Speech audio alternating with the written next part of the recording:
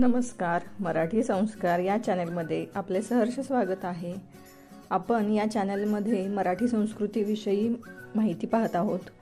आपण हिंदू धर्मातील 16 संस्कार पाहिलेले आहेत. आता आपण भारतातील विविध सण, हिंदू धर्मातील मराठी संस्कृतीतील सणांविषयी जाणून घेऊयात. सुरुवातीला आपण हिंदू धर्मातील सण पाहूयात. गुढीपाडवा. आपण आज गुढीपाडव्याविषयी माहिती घेऊयात. गुढीपाडवा हा मराठी नवीन वर्षात येणारा पहिलाच सण आहे. गुढीपाडवा हा एक भारतीय सण असून तो हिंदू दिनदर्शिकेप्रमाणे चैत्र शुद्ध प्रतिपदेला महाराष्ट्रात साजरा केला जातो. संवत्सराचा हा पहिला दिवस आहे. वेदांग ज्योतिष या ग्रंथात सांगितलेल्या 3.5 मुहूर्तापैकी हा एक मुहूर्त आहे. या दिवशी नवीन वस्तू खरेदी करतात. व्यवसाय प्रारंभ, नव उपक्रमांचा प्रारंभ, सुवर्ण खरेदी इत्यादी गोष्टी केल्या जातात. दारी उभारलेली गुढी हे विजय आणि समृद्धीचे प्रतीक आहे असे मानले जाते. गुढी पाडव्यापासूनच राम जन्मोत्सवाच्या कार्यक्रमाचा सुद्धा प्रारंभ होतो. आता आपण गुढीच्या उत्सवाचे स्वरूप पाहूयात. गुढीचे स्वरूप कसे असते ते सांगते थोडक्यात. चैत्र शुद्ध प्रतिपदेला लवकर उठतात, स्नान करतात आणि सूर्योदयानंतर ही गुढी उभारतात. या दिवशी महाराष्ट्रात लोक घराच्या प्रवेशद्वारी उंचावर गुढी उभारतात. उंच बांबूच्या काडीला कडुनिंबाची डहाळी, काडीच्या वरच्या टोकाला रेशमी वस्त्र अथवा साडी गुंडाळतात. फुलांचा हार आणि साखरेची गाडी बांधून त्यातून तांब्या व धातूचे भांडे बसवले जाते. गुढीचा बांबू पाटावर उभा केला जातो.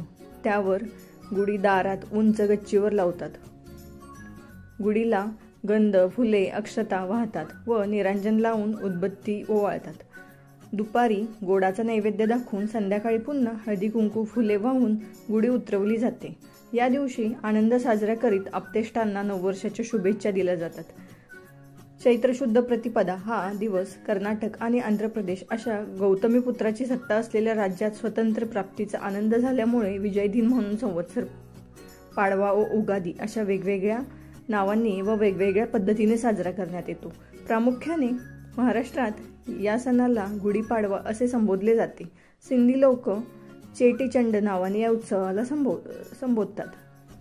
गुढीपाडव्याच्या दिवशी अन्य धार्मिक उपचार देखील केले जातात. स्नान इत्यादी दैनंदिन कर्मे झाल्यावर गुढी उभारली जाते. वर्ष प्रतिपदेच्या दिवशी विघ्नहर्त्या गणपतीचे देवादिकांचे स्मरण पूजन करतात. गुरु वडीलधाऱ्यांना वंदन करावे अशी ही रूढी आहे.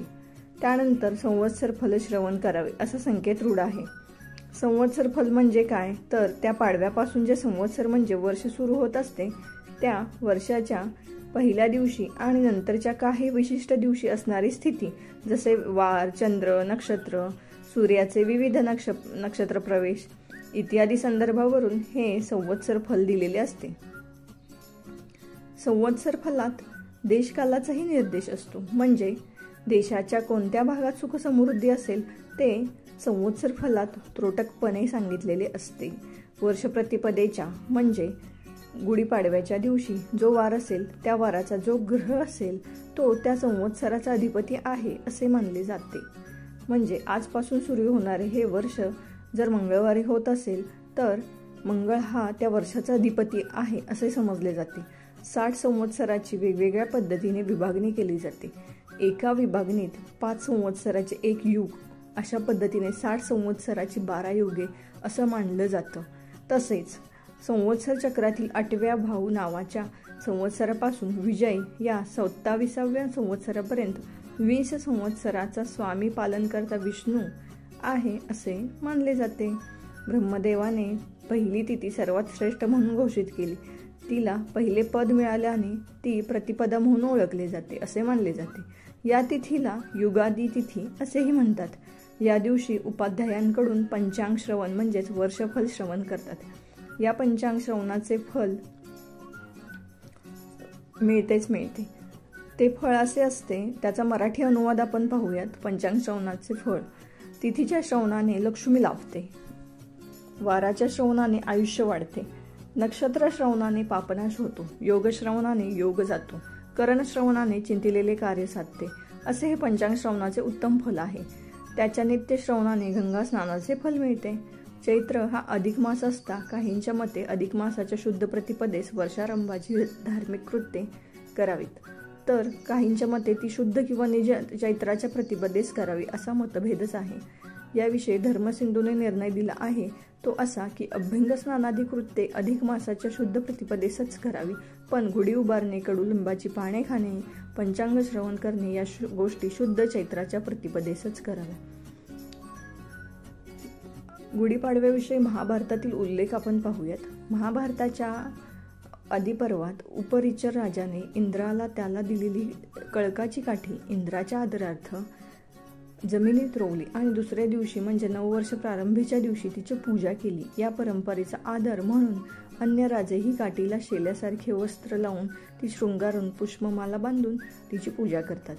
महाभारतातच खिलपर्वात कृष्ण त्याच्या सवंगड्यांना इंद्रकोपाची पर्वा न करता वार्षिक शक्रोत्सव बंद करण्याचा सल्ला देतो. महाभारत ग्रंथातल्या आदिपर्वात हा उत्सव वर्ष प्रतिपदेस करण्यास सुचवले आहे, तर खिलपर्वातून आणि इतर संस्कृत ग्रंथातून हा उत्सव साजरा करण्याच्या तिथी वेगवेगळ्या दिलेल्या असतात.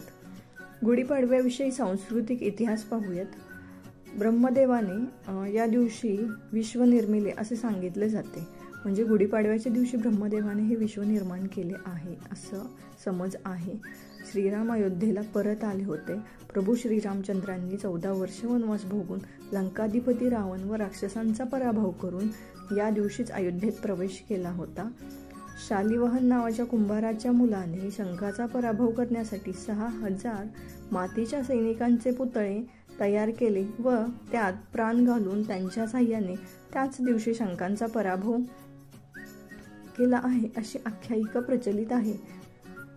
प्राचीन मानवाने जेव्हा देवाची कल्पना केली आणि पूजा करायला सुरुवात केली तीच देवीच्या स्त्रीच्या रूपात सुरू केली. ती स्त्री म्हणजे आदिशक्ती आदिमाता पार्वती आहे असे मानले जाते. पार्वती आणि शंकराचे लग्न पाडव्या दिवशी ठरले. पाडव्यापासून तयारीला सुरुवात होऊन तृतीयेला लग्न झाले. पाडव्या दिवशी पार्वतीच्या शक्तिरूपाची पूजा करतात. यालाच चैत्र नवरात्र म्हणतात. लग्नानंतर नवमीला योगिनींचे अधिपती म्हणूनच पार्वतीची अभिषेक झाला. काश्मीरी मुलींना पार्वतीचे रूप असे श्रीकृष्णाने म्हटले जाते. पार्वती लग्न झाले की माहेरवाशिनी म्हणून महिनाभर माहेर राहते. तेव्हा तिच्या कौतुकासाठी चैत्र गौरीचे हळदीकुंकू केले जाते. अक्षय तृतीया या दिवशी ती सासरी जाते. तर गुढी या शब्दाची उकल पाहूयात.